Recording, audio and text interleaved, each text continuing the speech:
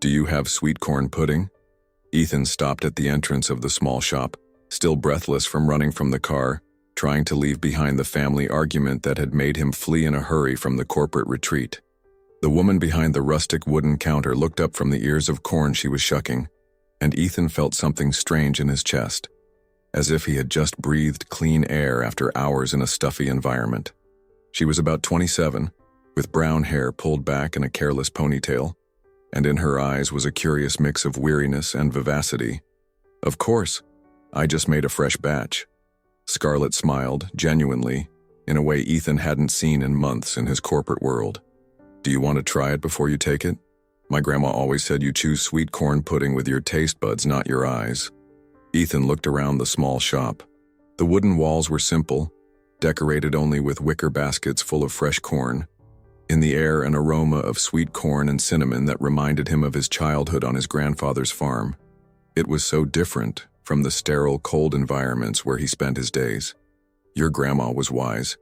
He loosened his tie, realizing how out of place he must look, in an expensive suit in a roadside stand. "Yes, I'd like to try some." Scarlett picked up a still warm sweet corn pudding and carefully unwrapped it from its husk. The steam rose, carrying that sweet homemade scent that made Ethan's stomach rumble embarrassingly. "When was the last time you ate something real?" she asked, offering the sweet corn pudding on a simple ceramic plate. The question caught him off guard. Ethan chewed slowly, savoring not just the creamy texture and authentic flavor, but also the strange feeling of being seen by someone who didn't know his last name, his bank account, or his family obligations. "It's been a while," he admitted, surprising himself with his own honesty. "A long while."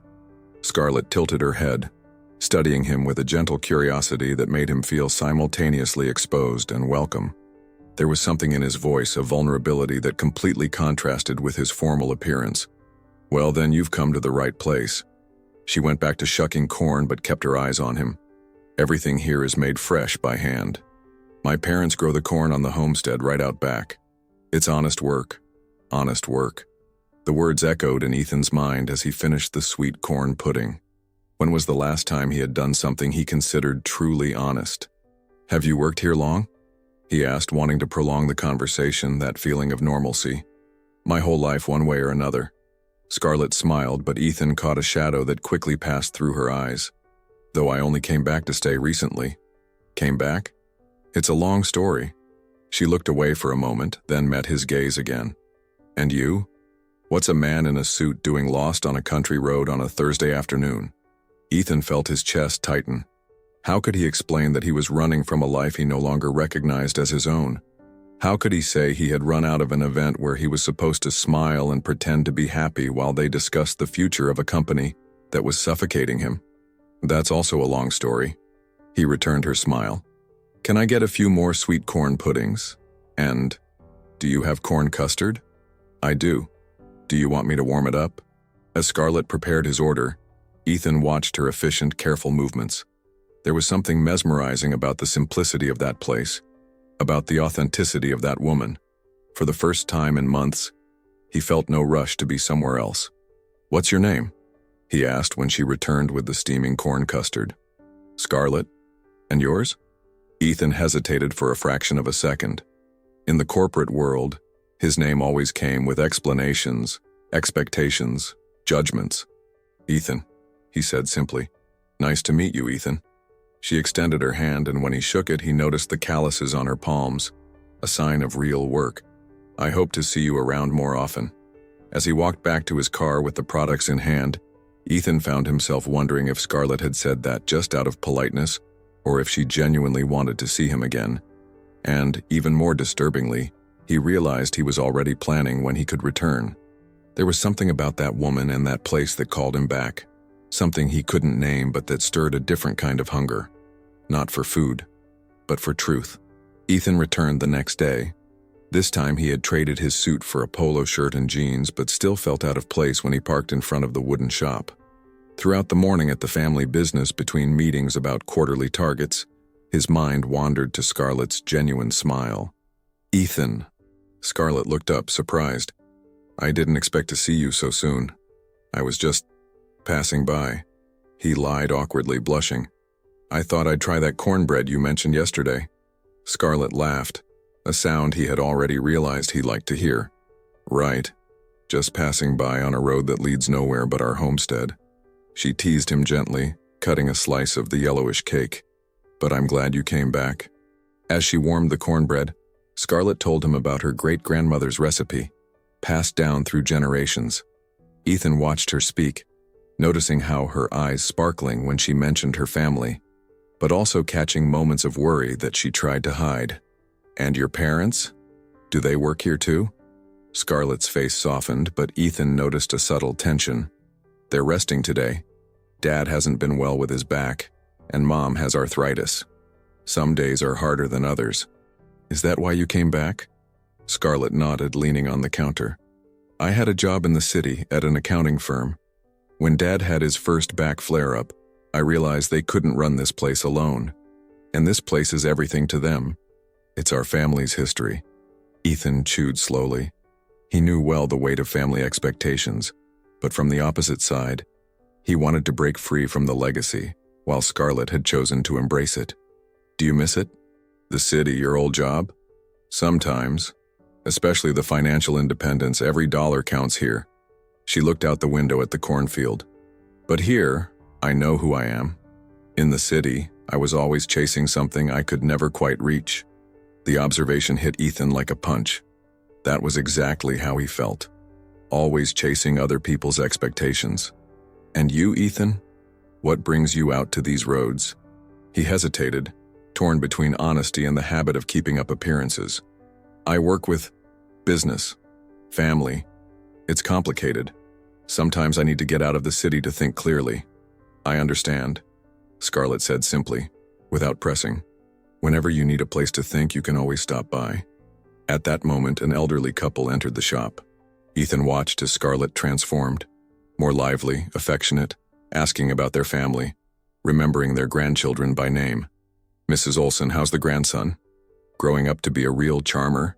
The old woman laughed, then lowered her voice. Scarlett, dear, you don't always have to give us a discount. Don't be silly, Mrs. Olson. You're family here. Ethan saw Scarlett give them the discount anyway, discreetly adding an extra sweet corn pudding to their bag. When the couple left, he couldn't help but comment. Do you always do that? Mr. Peterson worked 40 years earning minimum wage. Mrs. Olson still cleans houses to supplement her retirement. Scarlett looked at Ethan as if explaining something obvious. Some things are more important than profit. Ethan remained silent, processing a philosophy so different from everything he had learned in the corporate world. Can I help with anything? The words came out before he could think them. If you have too much work by yourself? Scarlett stared at him, surprised. Do you know how to shuck corn? She asked, a half smile playing on her lips. No, Ethan admitted, laughing. But I can learn. First lesson, always with the grain, never against it. As Ethan awkwardly struggled with the corn cob, getting his hands dirty and missing the rhythm, Scarlett laughed at his attempts. But there was something more in her eyes, a growing curiosity about this well-dressed man who had appeared out of nowhere. Why did you really come back today, Ethan? Ethan stopped, a half-shucked ear of corn in his hands, and decided to be honest. Because last night, for the first time in months, I was able to sleep without thinking about work. And when I woke up today, the only thing that made me happy was the possibility of coming back here. Scarlett stared at him in silence. There was something in his vulnerability that touched her, but also scared her. Ethan, I just don't want you to think this place is a fantasy. This life is real, with bills to pay and a lot of hard work. I know. He held her gaze. And maybe that's exactly what I'm looking for. But as he said these words, Ethan had no idea that his family had already begun to wonder about his sudden disappearances, and that some people very close to him would not be pleased with his new company. Where have you been, cuz? Brandon's voice sounded too casual when Ethan arrived at the office on Monday. Working. Why? Nothing. Just curious. Dad mentioned you've been leaving earlier. Brandon shuffled some papers, feigning disinterest. Found yourself a new girlfriend? Ethan felt his blood boil but forced a smile. That's none of your business, Brandon. Relax, I was just kidding. I just think it's weird for you to disappear like that. It's not your style. It wasn't. Before he met Scarlett, Ethan rarely left the office before 7 in the evening. But in recent days, he had found excuses to escape earlier, driving down the rural highway to his new obsession. During the morning meeting, Ethan could barely concentrate.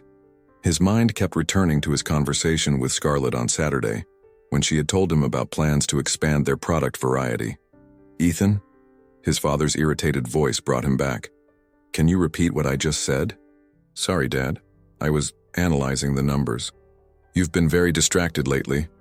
I hope it's nothing that might affect your work."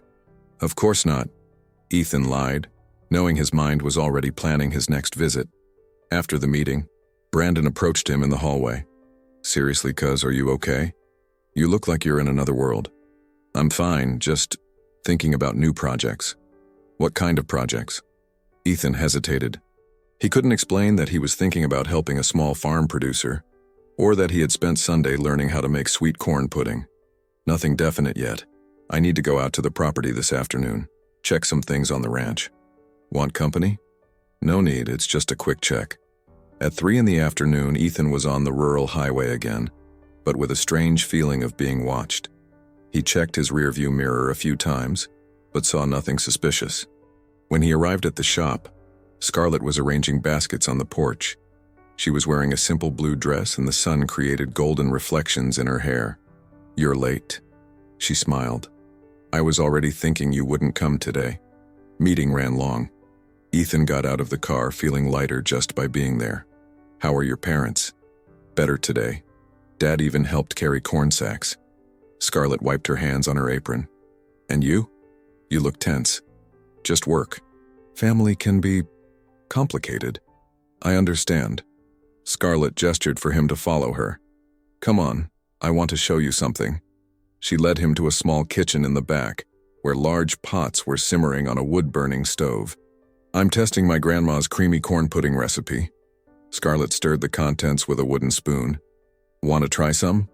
Ethan accepted the spoonful, and the taste transported him to his childhood, to Sundays on his maternal grandfather's farm. "It's perfect. My grandpa used to make something similar." "Used to?" Scarlett noticed the tense. "He died when I was 12. He was the only one in the family who truly understood that I wanted a simpler life." "And what happened to that dream?" Ethan laughed bitterly. "Life happened. Or rather, family expectations happened." The sound of a car interrupted them. Scarlett went to check, and Ethan followed, standing in the kitchen doorway. It was a middle-aged man who greeted Scarlett with familiarity. "Hi, Mr. Dale. I came to pick up some sweet corn puddings for my wife." The man looked in Ethan's direction with curiosity. "Do you have company?" "This is Ethan. He's been helping us out here," Scarlett explained naturally. Mr. Dale waved to Ethan, but with an inquisitive look. In small towns, new faces always drew attention. After the customer left, Scarlett returned to the kitchen. "Scarlett, don't you think it's strange for a stranger to show up here every day?" She stopped stirring the creamy corn pudding and looked at him. "You're not a stranger anymore, Ethan.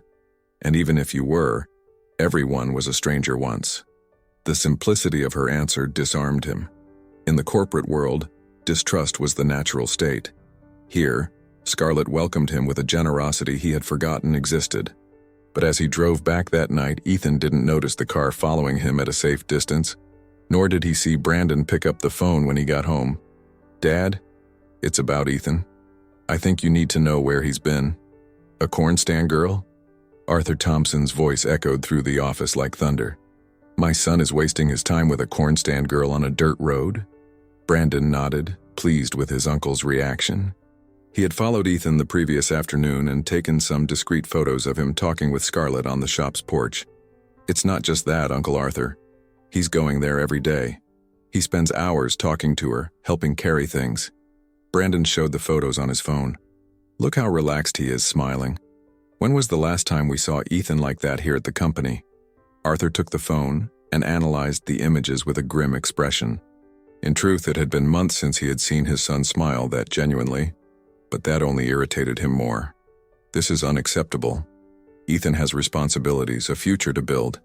He can't be playing at a simple life with some commoner."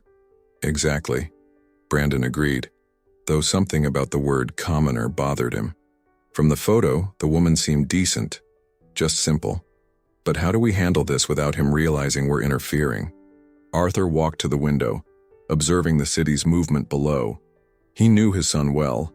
Ethan was stubborn when pressured directly, but too responsible to abandon his obligations when they truly needed him.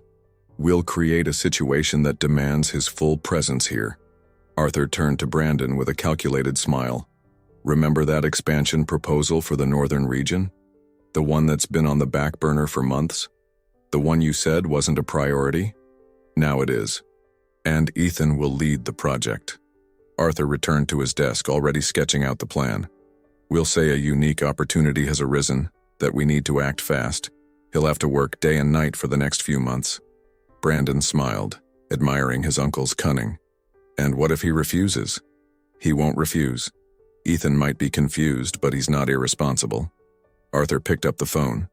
Get Brenda and the legal team. We're setting this operation up today. 2 hours later, Ethan was summoned to an urgent meeting. When he entered the conference room, he found the entire board gathered with serious expressions. Ethan, have a seat. Arthur pointed to the empty chair. We have a situation that requires immediate action. What situation? Ethan sat down, automatically checking his watch. It was already 4 in the afternoon, and he had promised Scarlett he would help her unload a truckload of corn. Northern Delights wants to sell, Brenda announced dramatically. It's the largest food distribution network in the Midwest. Ethan frowned. He knew the company, but had never shown specific interest in acquiring it. So? He asked, not understanding the urgency. And they want an answer by Friday. Arthur lied smoothly. If we don't close this now, they'll go to a competitor. It's the opportunity we've been waiting for to expand nationally. But I need to analyze the numbers, conduct an audit, check the feasibility. That's why you're leading the project. Arthur cut in. I need you to dedicate yourself entirely to this. It could be the move that puts Thompson Foods on the level of major national corporations. Ethan felt a familiar pressure in his chest. It was always like this. Responsibilities appearing out of nowhere. Expectations being placed on his shoulders. Choices being made for him. Dad, Ethan, Brenda interjected with the syrupy voice she used when she wanted to manipulate someone. We know you've been a little unfocused lately. Perhaps this is exactly what you need to refocus on your career. The word unfocused sounded like a veiled accusation. Ethan looked around the table and saw all eyes fixed on him, awaiting his answer. When do I need to start? He asked, resigned. Tomorrow. Brandon replied quickly. I've already scheduled meetings with the entire technical team for 8 in the morning, and we'll need to work extended hours for the next 2 months at least. 2 months. Ethan felt as if someone had slammed a door right in his face.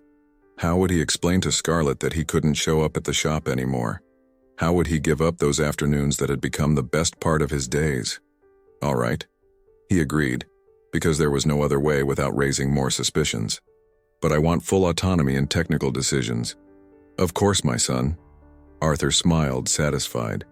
We trust you completely. As he left the meeting, Ethan felt as if he was being swallowed again by the corporate machine he had begun to question.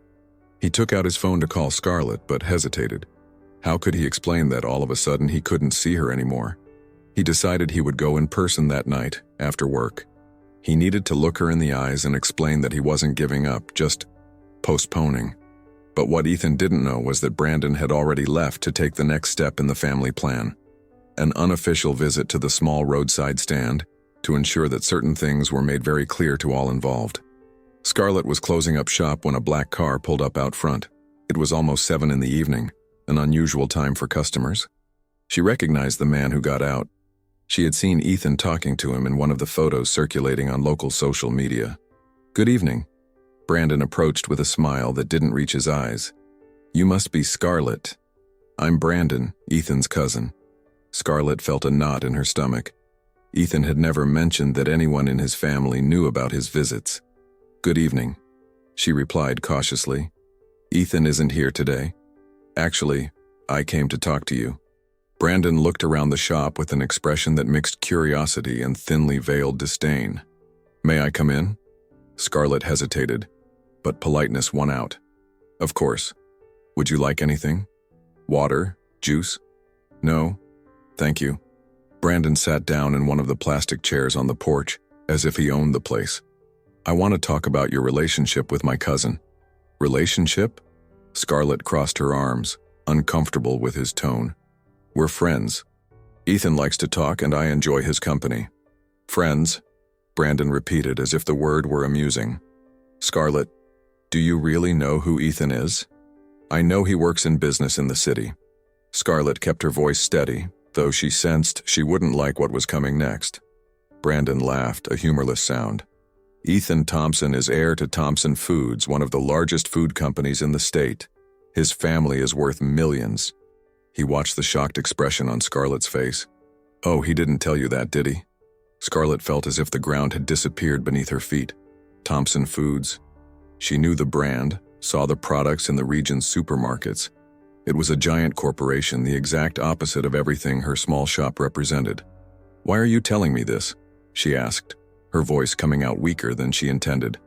Because you seem like a good person, Scarlett, and I don't want to see you get hurt. Brandon leaned forward, feigning concern. Ethan is going through a phase, let's say, rebellious. He does this sometimes, steps away from the real world, plays at being common folk, but he always comes back. Plays at being common folk, Scarlett repeated, feeling nauseous. Look, I understand the charm. A rich, well-educated guy who shows up in your simple life and makes you feel special. Brandon continued, ignoring her increasing paleness. But you need to understand that this isn't going anywhere. Ethan has responsibilities, a future already mapped out. In a few weeks, he'll tire of this fantasy and go back to where he belongs. Scarlett leaned on the counter, trying to process the information. All her conversations with Ethan flashed through her mind like a movie.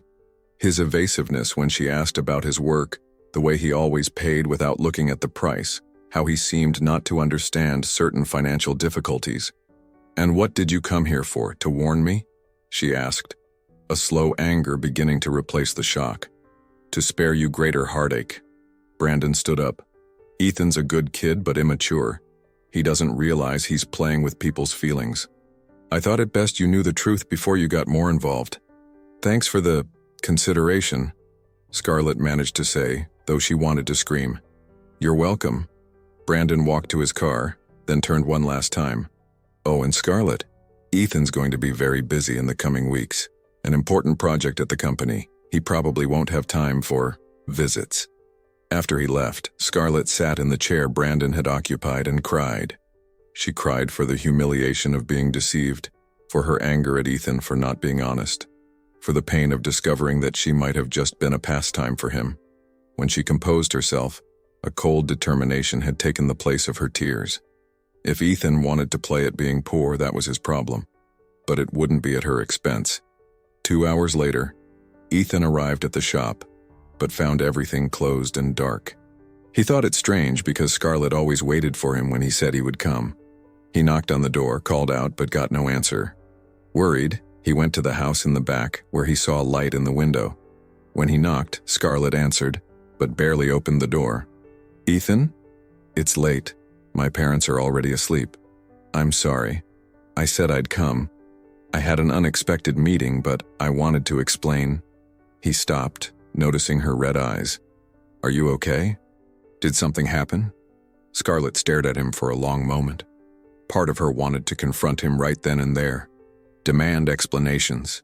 But another part, the one that had learned to protect herself from disappointments, just wanted him to leave. I'm just tired, that's all. She lied. What meeting? That's what I need to talk about. Ethan seemed genuinely distressed. An urgent project came up at the company. I'm going to be very busy for the next few weeks, maybe months. I won't be able to come here like before. Scarlett nodded as if she already knew. I understand. Work is work. Ethan expected protests, sadness, questions. Her cold acceptance disconcerted him. Scarlett, I don't want this. But it's a situation that...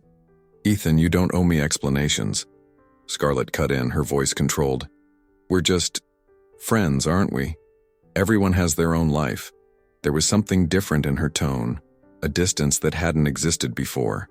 Ethan felt a chill in his stomach. Of course, but good luck with your project. Scarlett began to close the door. "Take care." And before Ethan could say anything else, the door closed, leaving him alone on the porch, with the terrible feeling that he had lost something important without even understanding how. 3 weeks passed since his last conversation with Scarlett. Ethan had plunged into the Northern Delights project like a man drowning, desperately, without knowing how to get out. Meetings stretched late. Weekends were consumed by market analyses, and he barely had time to think, let alone drive to the rural highway. But Scarlett never left his mind. Every night when he finally arrived home exhausted, he remembered her smile, the way her eyes sparkled when she talked about her parents, the feeling of peace he felt in that small shop. He had tried calling a few times, but Scarlett always responded politely and distantly, saying that everything was fine, that she understood he was busy. The coldness in her voice hurt him more than any argument.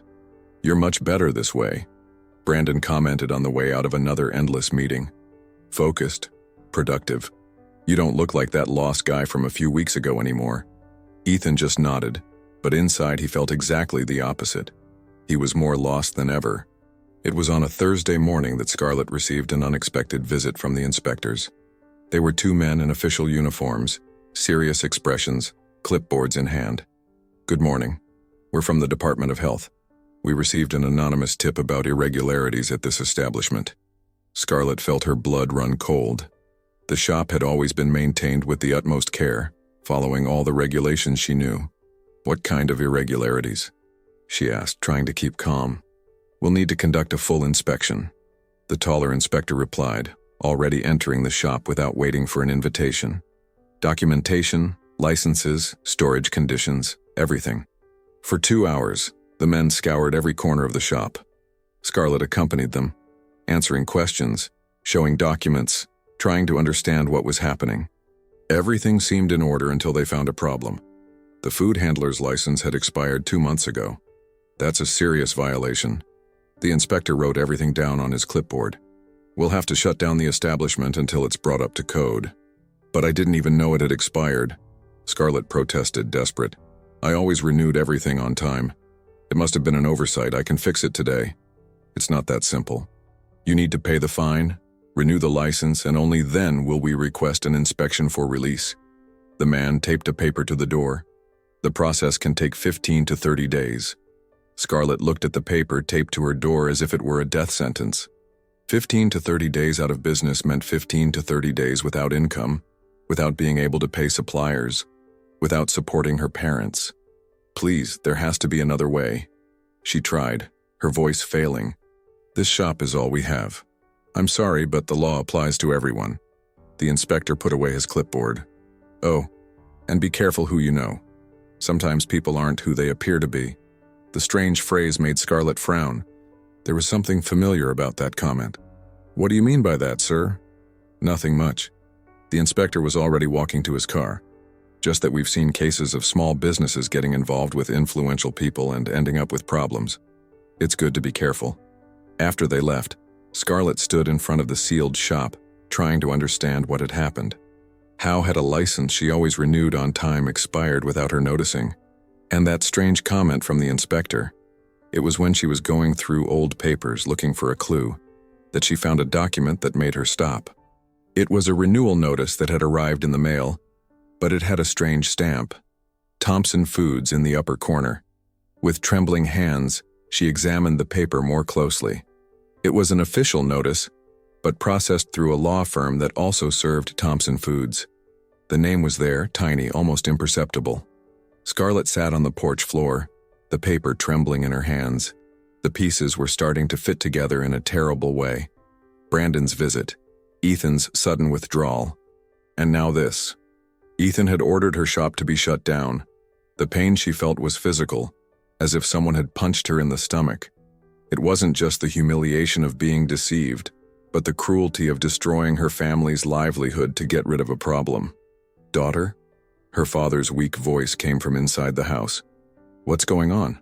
Why is there paper on the door?"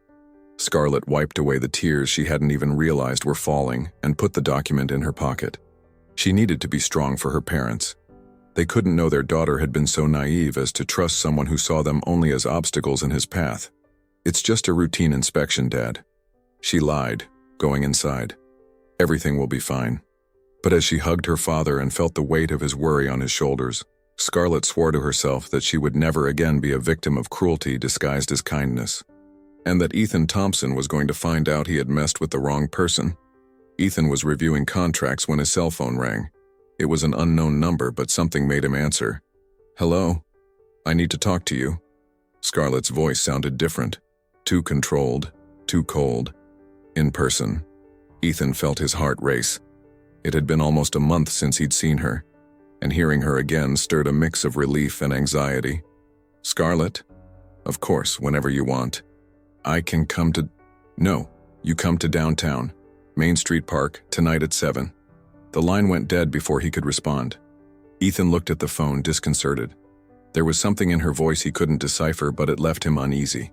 At 7 o'clock sharp, Ethan was in the park. He found Scarlett sitting on a bench, her back to him. Even from a distance, he noticed she looked thinner, and there was a stiffness in her shoulders that hadn't been there before. "Scarlett?" He approached slowly. She turned, and Ethan was startled. Scarlett's eyes were different, not just sad, but hard, as if they had seen something they shouldn't have. "Ethan Thompson." She said his full name as if it were an accusation. Or should I say, heir to Thompson Foods. Ethan felt as if he had been punched. She knew. Somehow she had discovered who he really was. "Scarlett, I can explain." "Can you?" She stood up, pulling a crumpled paper from her pocket. "Then explain this to me." Ethan took the document and his expression changed from confusion to horror. It was the health inspection notice, and there was his family's company name. "Where did you get this?" he asked, genuinely shocked. "From my shop, which you had shut down." Scarlett spat the words. "Congratulations, Ethan. Mission accomplished. The inconvenient corn stand girl has been removed from your path." "I didn't have anything shut down." Ethan raised his voice, then controlled himself. "Scarlett, I didn't even know your shop had problems. How could you think I—" "Because your name is right there, you liar." She pointed at the paper. "And because your cousin told me everything. How you like to play at being common folk, how this is just a phase of yours, how you always go back to where you belong." Ethan felt his world crash down. "Brandon. Of course it was Brandon. My cousin spoke to you?" "He did. And he was very kind in explaining who you really are." Scarlett crossed her arms. "A bored rich guy who enjoys deceiving simple people." "That's not true." "No?" Scarlett laughed bitterly. "Then tell me, Ethan, how many lies did you tell me? How many times did you pretend to understand my life when in reality you were laughing at my naivete?" Ethan ran his hands through his hair, desperate. Everything was wrong, distorted. "I never lied about my feelings, Scarlett. I never laughed at you. Every moment we spent together was real for me." "Feelings?" Scarlett took a step back. "What feelings, Ethan? Pity? Amusement? Or did you think it was charming to have a poor mascot to feel superior?" "How can you say that?" Ethan felt tears of frustration burn his eyes. "You know me, Scarlett. You know how I felt when I was with you." "I don't know you," Scarlett shouted, attracting the attention of passers-by. "I know nothing about you. I didn't even know your real name. My name is Ethan, that was never a lie. But everything else was." Scarlett lowered her voice, but the coldness remained. "You never told me about your family, about your money, about your real world. You let me create a fantasy about who you were." Ethan opened his mouth to defend himself but realized she was right. He had omitted, avoided, dodged questions about his real life at every opportunity. I wanted to protect you from that." "Protect me?" Scarlett laughed without humor. "From what? From the truth?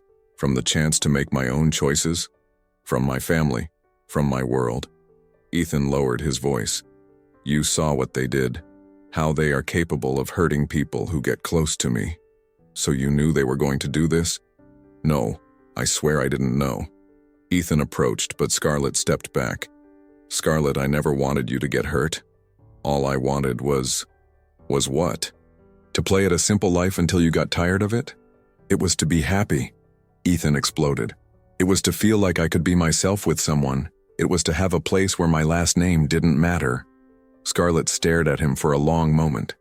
There was genuine pain in his voice, but she was too hurt to let herself be touched. "Well, now you've got what you wanted. She put the paper back in her pocket. Your family brought you back to where you belong, and I learned not to trust well-dressed strangers. Scarlett, please. Goodbye, Ethan. She started to walk away. And next time you want to play at being poor, choose someone who can afford that fun. Ethan stood frozen in the park, watching Scarlett disappear among the people. The paper with the notice was still in his hands, and for the first time, he fully understood what his family had done. And for the first time in his life, he felt like destroying everything that bore the Thompson name. Ethan couldn't sleep all night.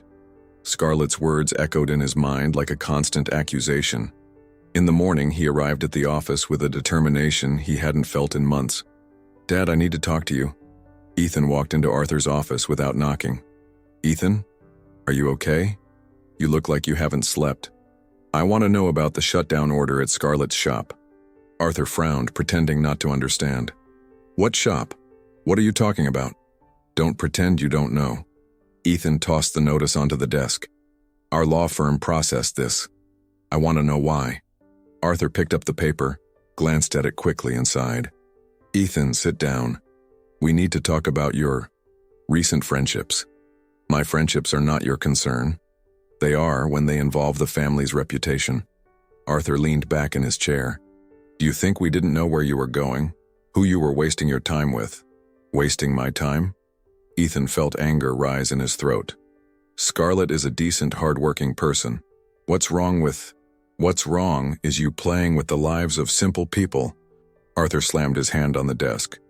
Do you think it's fair to give hope to a corn-stand girl? To make her believe she has a future with you? Who says she doesn't? Ethan, be realistic. Arthur stood up, walking to the window. You have a brilliant future ahead of you, responsibilities, a social standing to maintain. This Scarlett, she's not part of that world. Maybe I don't want to be part of that world either. Arthur turned around, his eyes shining with anger. Don't be childish. You were born into this family. You have obligations. You can't just run off to play at a simple life. I'm not playing, Ethan shouted. For the first time in my life, I was happy being myself, and you destroyed it. We saved you from making a mistake. You destroyed the life of an innocent family to control me. The door opened and Brandon entered, seemingly concerned by the shouting. Is everything all right in here? Ethan turned to his cousin, rage exploding. You're the one who told her who I am. Brandon feigned surprise. Ethan, I just thought she should know the truth. It's not fair to deceive people. Deceive? Ethan advanced towards his cousin. Who's deceiving whom here? You set all this up from the start. We're protecting you, Arthur intervened. And protecting her too. Imagine the scandal if the press found out the heir to Thompson Foods was getting involved with an honest, hard-working woman. Ethan cut in. The horror. Ethan, be sensible. Brandon approached. You can have any woman from your social class. Why complicate things with someone so different? Because I love her. The words came out before Ethan could think them, but as soon as he said them, he knew they were true. I love Scarlett, and you destroyed any chance I had of being happy with her. The silence that followed was heavy. Arthur and Brandon exchanged glances, clearly not expecting such a direct declaration. Ethan, Arthur tried a softer tone, you're confusing gratitude with love. It's natural to be attracted to someone who treats you differently, but don't give me cheap psychology. Ethan turned towards the door. I want you to undo this. I want you to release her shop today. We can't do that, Brandon said quickly. The process is already moving through legal channels. Any interference from us would be what? Too obvious that you set the whole thing up? Ethan stopped at the door, looking at the two men he had respected his whole life. Do you know what hurts me most? He said calmly. It's not even what you did to me, it's what you did to her. Scarlett is suffering, thinking I betrayed her, that I played with her feelings. And her family is facing hardship because of your power games. Ethan, Arthur tried to approach. We can talk, find a solution. The only solution I want is for you to leave Scarlett alone. And leave me alone too. What are you saying? Ethan took a deep breath, making a decision that would change his life forever. I'm saying that if you don't resolve this, I'm leaving. I'm dropping everything and going after her. And if I have to, I'll tell everyone what the Thompson family is capable of doing to innocent people. You wouldn't do that. Arthur was pale. "Try me." Ethan opened the door. "You have until tomorrow to reverse the shutdown. After that, I'm out of your lives, and you're out of mine." Ethan walked out, slamming the door, leaving father and son in silence. For the first time in his life, he had given his family an ultimatum. And for the first time, he was willing to lose everything for love. But what he didn't know was that Scarlett, at that exact moment, was packing her bags to leave town, convinced she never wanted to see Ethan Thompson again in her life. "Are you sure about this, daughter?" Scarlett's father's voice trembled as he watched her put the last of her clothes into her suitcase. "Running away won't solve anything." Scarlett paused for a moment, holding a blouse Ethan had complimented. She quickly folded it and put it away, trying to ignore the pang in her chest. "I'm not running away, Dad. I'm starting over." She forced herself to sound confident. "My friend Chloe got me a job in the neighboring town. It's a new opportunity." "But what about the shop? And the homestead?" Scarlett's mother appeared at the door, leaning on her cane. "This is our life, Scarlett. The shop's been closed for 2 weeks, Mom. And even when we can reopen, it'll take months to get the clientele back." Scarlett tried to be practical, hiding the pain she felt. "In the city, I can earn a steady salary, send you money. We don't want your money. We want you here." Her father sat on the bed, looking older. "You're all we have, daughter." Scarlett knelt in front of her father, holding his calloused hands. "You'll be fine. Uncle Frank said he can help with the homestead while I'm gone. And I'll visit every week, I promise." "When are you coming back?" her mother asked. Scarlett didn't answer because she didn't know. Maybe she'd never come back. Every corner of that place now reminded her of Ethan. The porch where they first talked, the kitchen where he learned to shuck corn, the cornfield where they walked, talking about dreams. A knock on the door interrupted the moment. Scarlett went to answer, expecting it to be Chloe coming to pick her up. But when she opened the door, she saw Mr. Dale, the old customer from the shop. "Hi, Scarlett. I heard you're leaving." "Hi, Mr. Dale." "Yes, I'm going to try life in the city." "That's a shame." The man scratched his head. "I came to tell you something strange. Yesterday I met a young man on the road, near where your shop used to be. Said he was looking for you." Scarlett felt her heart race. "A young man?" "Yes, the one who used to come here all the time. Ethan, if I'm not mistaken." Mr. Dale observed her expression. "He seemed pretty desperate. Said he had something important to tell you." "And what did you tell him?" "That you had moved to the city. He seemed pretty down about it, you know. Asked which city, but I couldn't tell him." Scarlett thanked him and closed the door, leaning against it. Even after everything, a part of her still wanted to know what Ethan had to say. But she couldn't be weak again. 2 hours later, Chloe arrived with her car. "Ready for your new life?" Chloe smiled but noticed the sadness in her friend's eyes. "Hey, it'll all work out. You're strong, Scarlett." As they loaded the bags, Scarlett hugged her parents for a long time. Her mother cried softly and her father tried to look strong. "Take care, and if anything, call me." "You take care too, daughter," her father whispered. "And remember, anyone who truly loves you doesn't let you suffer." Her father's words echoed in Scarlett's mind throughout the hour-long drive to the neighboring town. When they arrived at the small apartment Chloe had rented for her, Scarlett felt completely lost. "It's small, but it's yours." Chloe showed her the one-bedroom apartment. "And it's close to the office where you'll be working." Scarlett nodded, trying to cheer herself up. It was a fresh start, she repeated to herself, a chance to build her own life, without depending on anyone. That night, alone in the strange apartment, Scarlett allowed herself to cry. She cried for the closed shop, for the parents she had left behind, for the shattered dreams. And she cried for Ethan, for the man she had learned to love, and who had turned out to be an illusion. Meanwhile, 60 miles away, Ethan drove along the rural roads for the 3rd consecutive night, stopping at every gas station, every shop, asking if anyone knew where Scarlett had gone. He had kept his promise. That morning, he had confronted his family one last time, demanded they resolve the shop's problem, and when they refused, he simply left. He packed his things, resigned from his position, and departed. But when he arrived at Scarlett's shop, he found it closed and empty. Neighbors told him the family had left, but no one knew exactly where. Did she leave a message? Any way to contact her? Ethan asked everyone he met. No, young man. She left very quietly, poor thing. A neighbor replied. She was very shaken by the shop closing. Poor girl, she worked so hard. Ethan felt that with each passing hour, Scarlett was drifting further from him. And the worst part was knowing that she thought he was responsible for all the pain she was feeling. He returned to his rural property, the only place where he felt close to her, and for the first time in his adult life, he cried in despair. He had lost the love of his life before even having the chance to fight for it. But Ethan wasn't one to give up. If Scarlett had gone to a nearby town, he would find her, even if he had to search every corner, every business, every possible place. Because now he knew that without Scarlett, all his fortune and status were absolutely worthless. 3 months passed since Scarlett arrived in the neighboring town. The work at the accounting firm was monotonous, but it paid the bills and allowed her to send money to her parents. Little by little, she was rebuilding her life, brick by brick. "Scarlett, you have a knack for this," her supervisor, Mark, commented, reviewing a spreadsheet.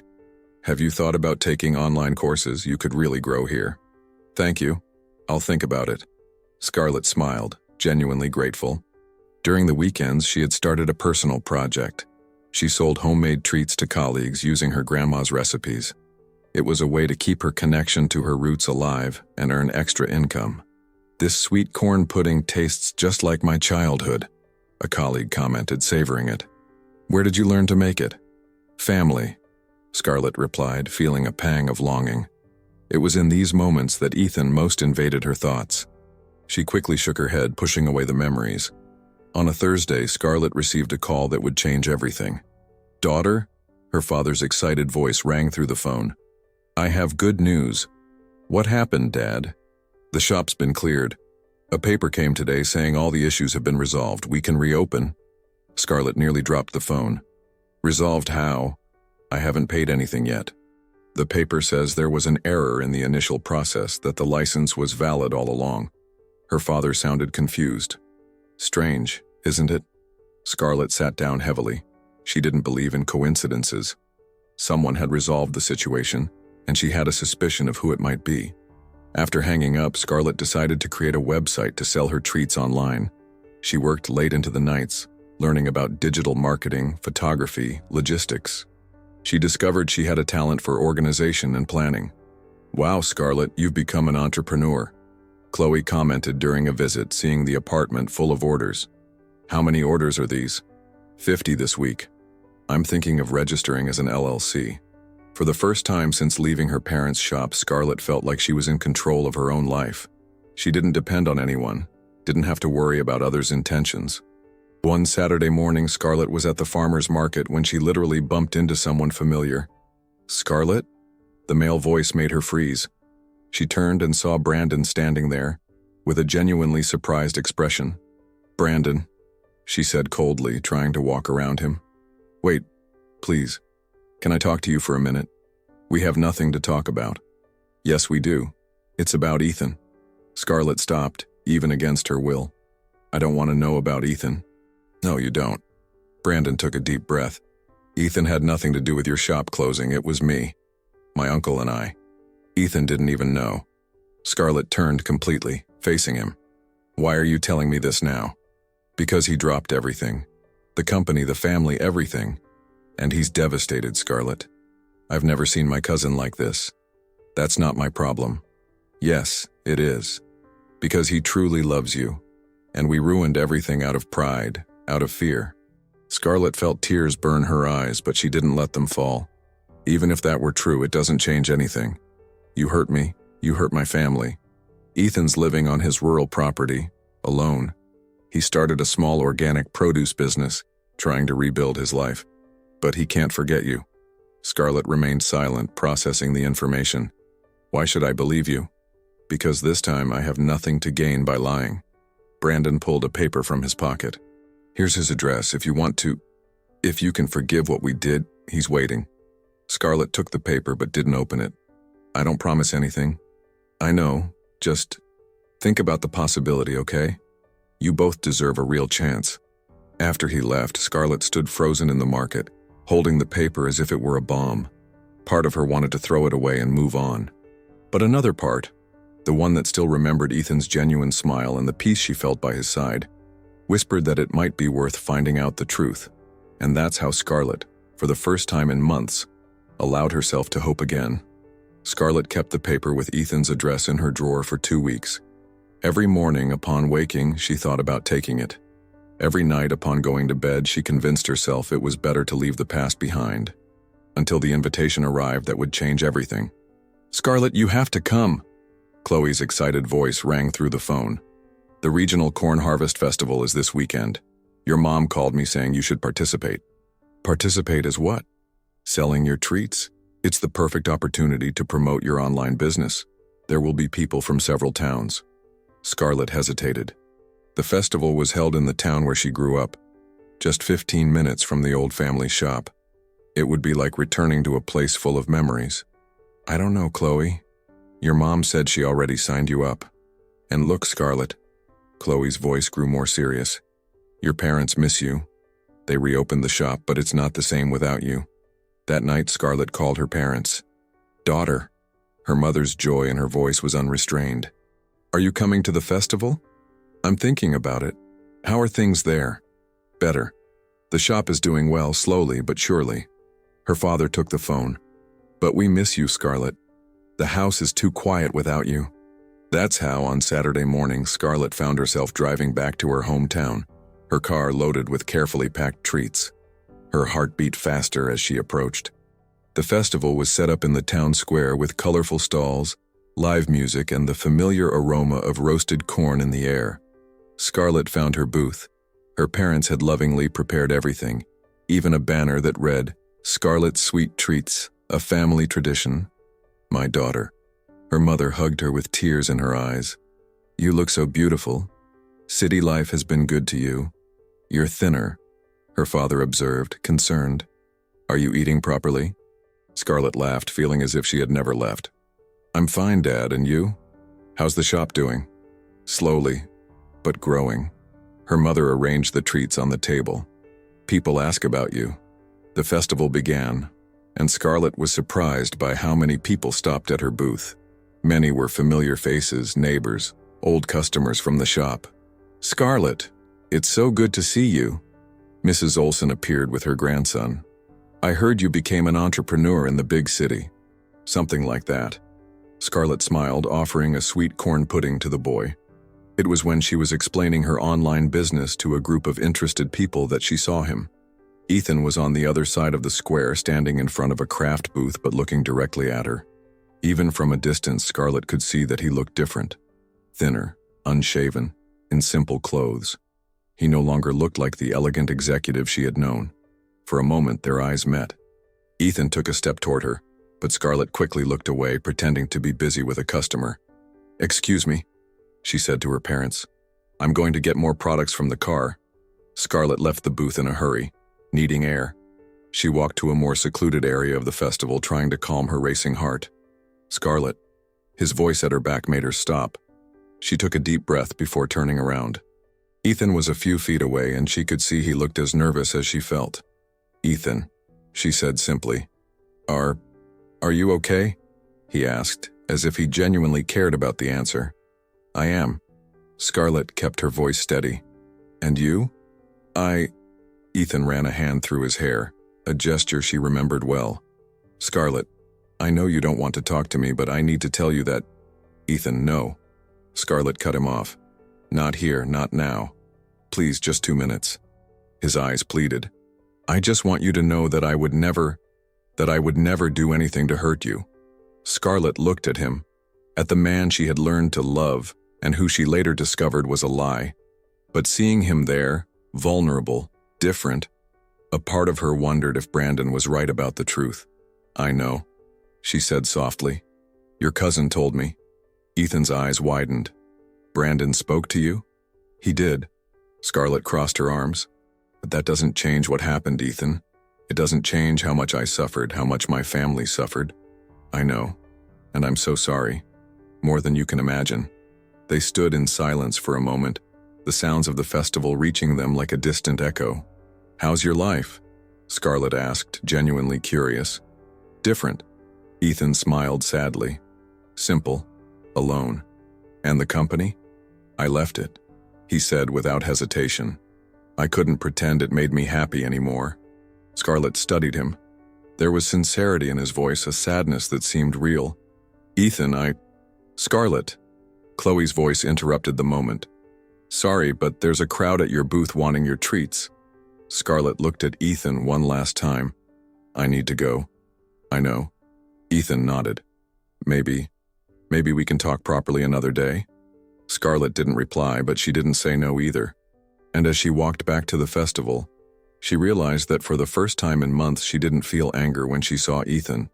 She felt only an immense confusion about what to do with the feelings that had never truly disappeared. 2 weeks after the festival, Scarlett made a surprising decision.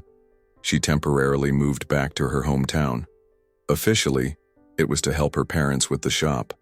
Unofficially, she needed to understand what she truly felt for Ethan. It's so good to have you close again, daughter. Her mother smiled as they prepared sweet corn puddings together. We'll see if it's temporary, Scarlett replied, surprising herself with her own words. It was Mrs. Olson who brought the news that Ethan had also moved to town. That young man Ethan rented a little house here downtown. He opened a small organic produce business. Mrs. Olson commented as she bought corn custard. They say he's quite different. Simpler, does his own grocery shopping, greets everyone. Scarlett feigned disinterest, but her heart raced. On Saturday, Scarlett went to the farmer's market and heard raised voices nearby. She saw Ethan in the next aisle carrying a simple basket, surrounded by Mitch and Kyle, 2 local merchants known for their sharp tongues. Well, look who showed up, Mitch said loudly. The rich guy playing at being poor. Mitch, excuse me. I just want to do my shopping. Ethan tried to walk around the men. What's the rush? Tell us what it's like to pretend you're just like us. I'm not pretending anything. No? Kyle laughed maliciously. Then why are you here buying beans and rice? Because this is where I chose to live. Ethan took a deep breath, controlling himself. Oh, how sweet. And how long will this little game last? Mitch continued provoking. You can fool some people. Kyle approached. But we know who you are.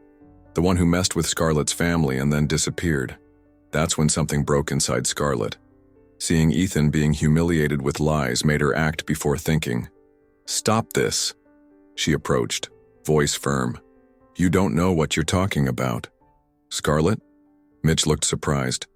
But weren't I what? You're talking nonsense about a situation you don't know anything about. But Scarlett, everyone knows he... Kyle tried to argue. Everyone knows what? Scarlett cut in. That Ethan is a decent person trying to rebuild his life? That he had the courage to give up everything to live according to his values? Ethan watched her in silence, shocked by the unexpected defense. Since when do you defend him? Mitch asked, confused. Always. Scarlett replied without thinking, then realized her own words. Ethan never hurt me.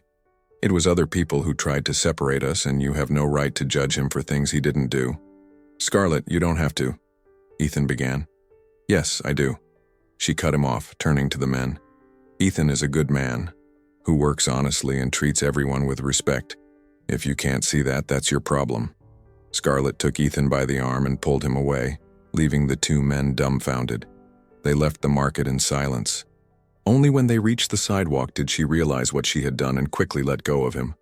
I'm sorry, Thank you. Ethan interrupted her, his voice laden with emotion. You didn't have to do that. I know, but they were being unfair, and I can't stand injustice. They stood looking at each other, the city noise seeming distant. Scarlett, can I invite you for coffee? There are some things I'd like to tell you. Scarlett hesitated. Accepting would be opening a door she had kept closed for months. But after publicly defending him, perhaps it was time to hear what he had to say. All right, but in a public place. Of course. Ethan smiled for the first time since they had reunited. I know a perfect spot. As they walked together for the first time in months, Scarlett wondered if being by Ethan's side still felt as right as it once did. The answer came faster than she expected. Yes, it did. The coffee shop Ethan chose was small and cozy, with wooden tables and the aroma of fresh beans in the air. Scarlett sat across from him, still processing what had happened at the market. Why did you defend me? Ethan asked as soon as they settled in, getting straight to the point. Scarlett stirred the sugar in her coffee, buying time. Because they were wrong, and I hate injustice. Just that? She looked up and met his gaze. There was a vulnerability there that disarmed her. No, she admitted softly. Also because I never stopped caring about you. Ethan closed his eyes for a moment as if absorbing her words. Scarlett, I need you to know that everything I felt for you was real.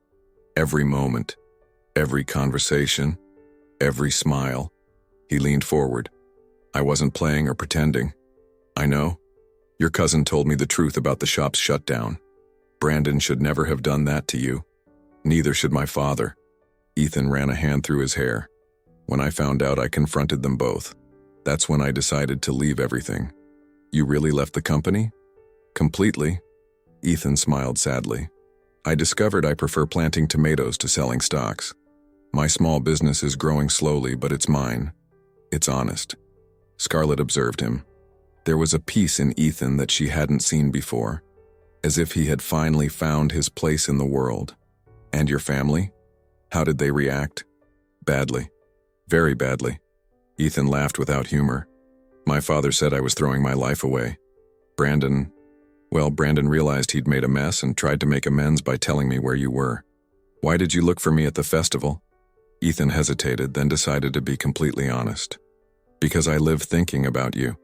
Because every morning I wake up hoping to see you at the shop.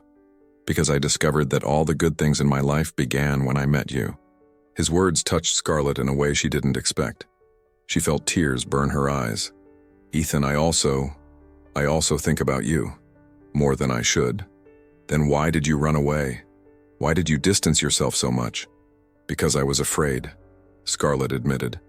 Afraid of being deceived again. Afraid of not being enough for your world.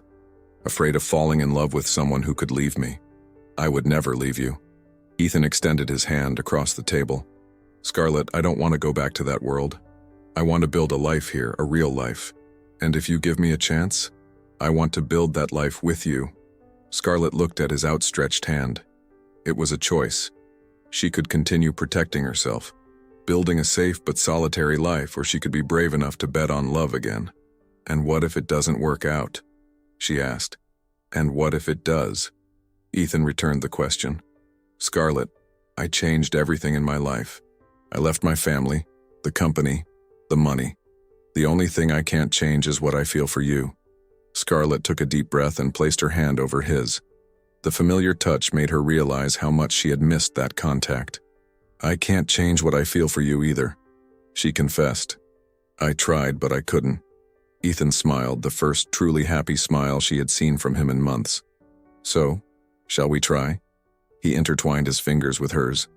Slowly, without rushing, building something solid. Let's try. Scarlett smiled back. But I have one condition. What is it? This time no lies, no omissions. If we're going to do this, it has to be with total honesty. I promise.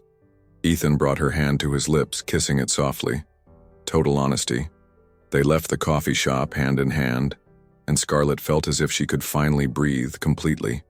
There was still a lot to talk about, many wounds to heal, but for the first time in months she had hope that they could build something real together.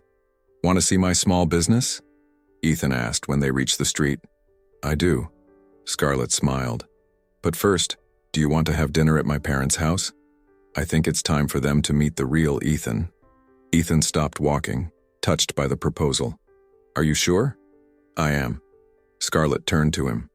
Because this time I'm not hiding you from anyone, and you won't hide from me. And as they walked towards Scarlett's parents' house, both knew they were finally ready to write a new story together, based on truth, respect, and the real love that had never disappeared. 6 months later, Scarlett was in the kitchen of the shop preparing a new recipe when she heard the familiar rumble of Ethan's pickup truck arriving. She smiled, unable to help it. She was still surprised by the simple happiness she felt seeing him every day. The special delivery is here. Ethan walked in carrying boxes of organic vegetables, his face tanned by the sun, and a smile that made her melt. What special delivery? Scarlett feigned ignorance, though she knew exactly what it was about. For today's project? Ethan winked at her. Did you forget it's family delivery day? Of course she hadn't forgotten.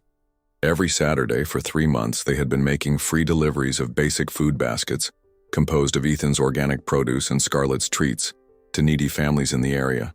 It was a project they had created together, uniting their businesses and their values. How could I forget? Scarlett approached, helping him organize the vegetables.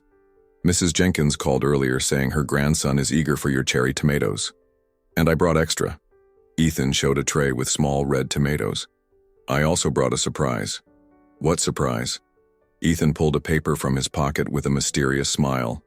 Remember the project we submitted to the city council? The one to formalize our social program? Scarlett stopped organizing the products. They responded? They approved it. Ethan showed the official document. We're going to receive monthly funding to expand the project. We can help twice as many families. Scarlett cried out with joy and threw herself into his arms. Ethan spun her around, both laughing like children. I can't believe it. She kissed his face several times. This means that our dream is becoming a reality. Ethan finished, setting her down but keeping her in his arms. A network of small producers helping the community. At that moment, Scarlett's parents entered the kitchen, drawn by the celebratory shouts. What's happening here? Her father asked, but smiled seeing his daughter's happiness. Dad, Mom. Scarlett showed the paper. The project's been approved. We'll be able to help so many more families. How wonderful, daughter. Her mother hugged Scarlett, then Ethan. You two make quite a team. We really do. Ethan agreed, looking at Scarlett with so much love that she blushed. Throughout the afternoon, as they made deliveries together, Scarlett reflected on how life had changed. Her online treats business had grown so much that she now had a small team working with her. Ethan had expanded his organic produce and gained customers in 3 neighboring towns. But more important than professional success was the partnership they had built. Mrs. Rodriguez, how are you? Scarlett greeted an elderly woman who was waiting for them at the door of a simple house. Better now that you've arrived. The old woman smiled. My husband can't stop talking about Ethan's tomatoes. And I brought that cornbread you like. Scarlett handed over the carefully prepared basket. You two are angels. Mrs. Rodriguez held Scarlett's hands. God bless this couple. On the way back, Scarlett commented, She called us a couple. We are a couple. Ethan held her hand on the gear shift. A couple building something beautiful together. Yes, we are. Scarlett smiled. Ethan? Thank you. For what? For teaching me that true love isn't about giving up who you are, but about becoming the best version of yourself alongside someone. Ethan pulled the pickup truck over on the road and turned to her. Scarlett, you're the one who taught me that. You showed me that happiness doesn't come from status or money, but from purpose, from real connection, from making a difference in people's lives. They kissed there on the dusty road where everything had begun, as the sun set over the cornfields that were now a part of both their lives. You know what else? Scarlett said when they separated. What? I think I've finally found my place in the world. Where? Scarlett smiled, looking at the man she had learned to truly love, at the rural landscape that was her home, at the future full of possibilities they were building together. Here, by your side, making a difference, being myself. Ethan kissed her forehead tenderly. Then that makes 2 of us, because my place in the world is right here too. As they drove back home, a young couple in a car sped past them, heading towards the city. Scarlett watched them and smiled, remembering how she herself had once fled that place in search of something she didn't know what it was. Now she knew. She wasn't looking for a place, but a way to live. An authentic, generous, and loving way. And she had found all of it not by changing locations, but by changing perspective. Not by running from who she was, but by fully embracing her true essence. Sometimes, Scarlett thought, the greatest journey we can make isn't far from home, but back to our true selves. And the greatest luck we can have is to find someone who takes that journey with us, not to complete us, but to celebrate who we truly are. As the stars began to appear in the sky, Scarlett and Ethan arrived home knowing they had found not only love, but also their purpose, and that together, they could make the world a little better, one family at a time, one act of kindness at a time, one day at a time.